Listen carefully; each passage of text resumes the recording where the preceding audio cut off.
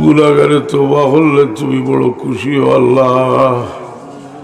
বহুত বয়স্ক মানুষ হলো ওনার লোকে আসনি আল্লাহ,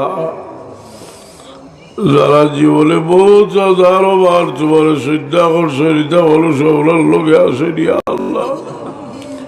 মানুষের বয়স হই আনলে তুমি বুঝি এলারে মায়া করো, তোমার অভিবেকর বয়স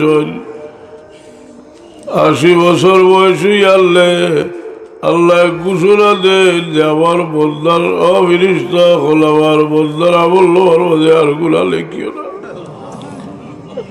এই সময় মানুষের রেশমা বই যায় 90 বছর হই আনলে বিনিষ্টা হলে ঘোষণা দেন যে আমার বন্দারে আমি আমিনুল্লাহ খেতাব দিলাম।